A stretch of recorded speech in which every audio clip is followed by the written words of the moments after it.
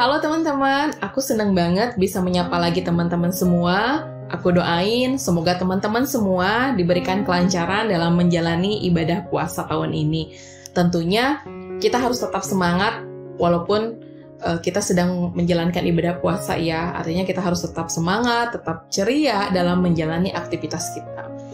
Oke teman-teman, akhir-akhir ini ada istilah yang lagi banyak dibahas di media sosial, yaitu tentang self-love. Istilah ini begitu populer sejak adanya kesadaran akan pentingnya kesehatan mental yang menjadi topik yang kian banyak diperbincangkan di masyarakat luas. Nah, namun sebenarnya apa sih pentingnya self-love bagi kehidupan kita dan apa itu self-love? Karena terkadang kita itu hanya mengikuti tren saja. Kadang kita tidak tahu arti sebenarnya tentang istilah yang kita sebutkan yang sekarang yang akan aku bahas, yaitu tentang self-love itu apa. Oke teman-teman, self-love bisa diartikan mencintai diri sendiri, tetapi bukan berarti memenuhi segala yang kita inginkan. Jadi self-love itu mengharuskan kamu untuk memperlakukan dan menerima diri sendiri dengan baik dan apa adanya. Artinya kita menerima diri kita, segala kekurangan, segala kelebihan kita. Ya inilah wujud kita yang sebenarnya, itu yang namanya self-love.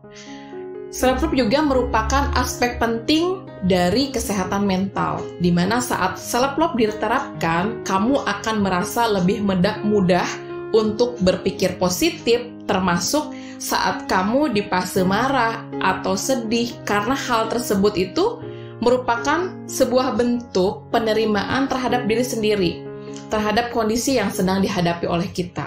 Artinya, ketika kita memiliki atau ketika kita bisa menerapkan yang namanya self-love, kita tuh bisa memanage emosi kita, memanage pikiran kita, tidak langsung negative thinking terhadap segala hal, walaupun kondisi kita sedang dalam fase marah ataupun sedih.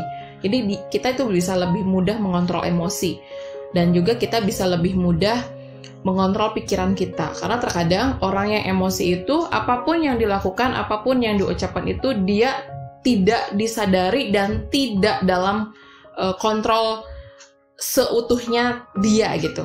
Kadang asal ceplos saja ngomong. Padahal kan ketika kita marah, ketika kita sedih, justru kita jangan sampai mengambil keputusan. Karena terkadang keputusan yang dibarengi dengan kondisi marah ataupun sedih itu biasanya berdampak yang sangat besar terhadap kehidupan kita di masa yang akan datang. Ataupun mungkin adanya nanti penyesalan.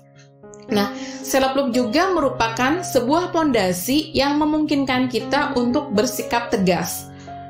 Terus juga menjalani hubungan yang lebih sehat dengan orang lain, tidak hanya dengan pasangan, tetapi dengan partner kerja, dengan sahabat, dengan teman gitu. Selain itu juga dengan self-love juga merupakan fondasi untuk mengejar minat ataupun mimpi yang kita inginkan.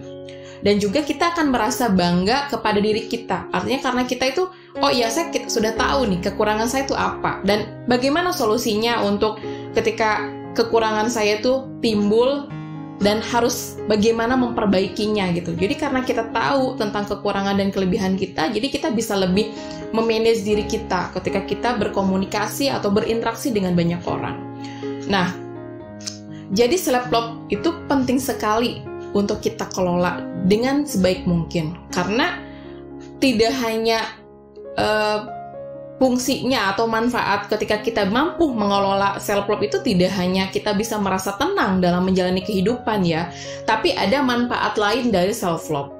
Yang poin pertama yaitu kita mendapatkan kepuasan hidup. Artinya kamu bisa menerima diri kamu sendiri apa adanya, dan kamu bisa menerima semua kondisi kehidupan yang sedang kamu jalani di masa sekarang ataupun masa yang akan datang, baik itu suka ataupun duka. Gitu. Jadi artinya kita itu punya kepuasan batin karena kita tuh sudah tahu gimana sih aku tuh kayak gimana gitu sebenarnya ya. Tapi terkadang orang itu tidak tahu sendiri tentang dirinya sendiri gitu. Yang salah seperti itu, dia membanggakan dirinya tetapi terkadang dia tidak tahu kekurangannya apa, terus kelebihan dari dia itu sendiri tuh apa. Nah, poin yang kedua yaitu membiasakan diri untuk hidup sehat. Nah, kamu dengan adanya self-love ini kamu bisa termotivasi untuk bisa hidup lebih sehat. Misalkan dengan lebih banyak mengkonsumsi makanan bergizi, terus juga istirahat kamu cukup, olahraga secara rutin dan secara teratur, itu bisa membuat kamu bisa lebih fresh gitu, bisa lebih berpositive thinking terhadap setiap hal gitu. Dan kamu bisa dengan mudah memanage emosi, mengkontrol emosi kamu dengan sebaik mungkin, ya.